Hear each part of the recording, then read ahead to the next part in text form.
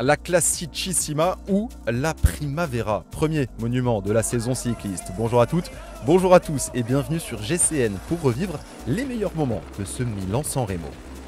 Une longue procession de 300 km attend les coureurs avec un final toujours explosif. Cette année, les organisateurs ont remis le Turchino à 150 km de l'arrivée avant les traditionnels Capi, puis la Cipressa et le Poggio en tremplin décisif pour fondre sur la Via Roma. Une liste de départ clairsemée, malheureusement. La faute, un virus qui traîne dans le peloton. Exit Julien Alaphilippe, le champion du monde, ou encore Jasper Stuyven, le tenant du titre.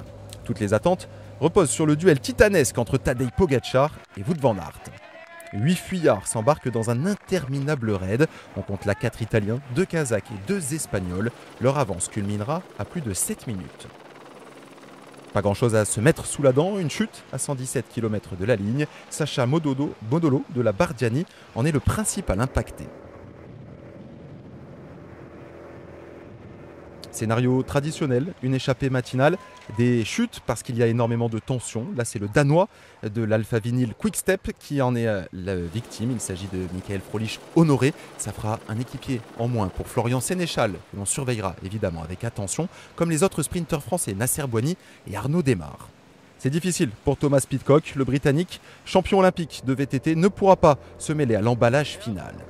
Des crampes pour Filippo Conca, l'Italien de la Lotto Soudal, qui avait pris part à l'échappée matinale. Vous voyez, c'est très difficile, 300 km, c'est une course d'usure. Ça peut être très difficile également lorsque l'on a des ennuis mécaniques, c'est le cas pour le triple champion du monde, Peter Sagan, au plus mauvais des moments, parce que là on est en train de se placer. On va aborder dans quelques instants le pied de la Cipressa, l'avant-dernier petit mont à franchir, long de 3 km 600 à 6,5%. Peter Sagan, dans un effort désespéré, tente de revenir sur un peloton qui est mené à très vive allure par les coéquipiers de Tadej Pogačar. Jan Polanc, son compatriote d'ailleurs, est en train de faire un train d'enfer. Les sprinteurs en font les frais. Fabio Jakobsen, terminé pour le néerlandais. Davide Formolo prend la suite pour continuer de durcir la course. Ils sont une petite quarantaine seulement à pouvoir suivre le train mené par le grimpeur italien. Ça casse dans le peloton et devant, eh bien, les fuyards matinaux sont peu à peu repris. Ils sont 2 à pouvoir basculer en tête avec 40 secondes d'avance au sommet de la Cipressa. Parmi le groupe des favoris, eh bien, on retrouve le Français Arnaud Démare accompagné de son coéquipier Quentin Paché pour la Groupama FDJ. Au pied du Poggio, long de 3 km 600 à 3,7% avec un passage à 8%.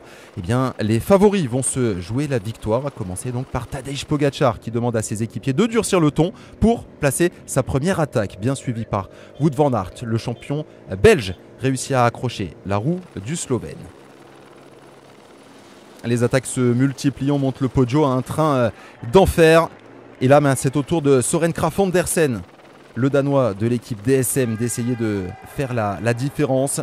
Tadej Pogačar saute sur tout ce qui bouge. Le Slovène ne laisse absolument rien passer. Wout van Aert est en train de faire l'effort, bien suivi par son ennemi intime de toujours, Mathieu Van Der Poel. Impressionnant pour sa course de reprise, lui qui avait eu quelques soucis au dos. La fameuse cabine téléphonique en haut de ce Poggio et vous le voyez, personne n'a réussi à faire la différence dans la montée. C'est assez groupé. Moment choisi par un autre Slovène, celui que l'on attendait peut-être le moins, derrière Pogačar et Roglič, également alignés dans ce Milan-San Remo. Il s'agit de Matej Mohoric, qui prend tous les risques dans la descente, c'est l'une de ses spécialités. Eh bien, vous allez le voir, il va réussir à créer un petit écart et à distancer la concurrence. Derrière, eh bien, c'est Wout van Aert en personne qui va essayer de mener la poursuite. C'est un excellent descendeur, il a construit beaucoup de ses succès sur cette faculté à prendre tous les risques, à tendre les trajectoires et être le plus rapide. Sous la flamme rouge, légère avance, 7 petites secondes d'avance pour Matej Mohoric. Ça va être suffisant pour le Slovène qui va aller s'offrir son premier monument parce que derrière, eh bien, ça se regarde. Vous le voyez, Anthony Turgis est en deuxième position, un coup d'œil derrière.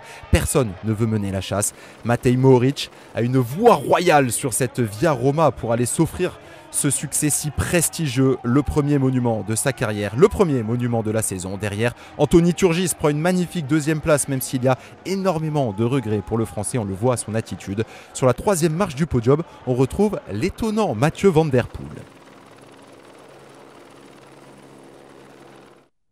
Le succès pour Matej Mohoric qui montre sa selle parce que oui, c'est une selle télescopique d'habitude utilisée dans les compétitions de VTT qui lui a permis de s'imposer. Arrivé en haut du podio, il a légèrement baissé cette selle, il a été plus aérodynamique et c'est grâce à cela qu'il s'offre ce succès prestigieux. Deuxième place donc pour Anthony Turgis.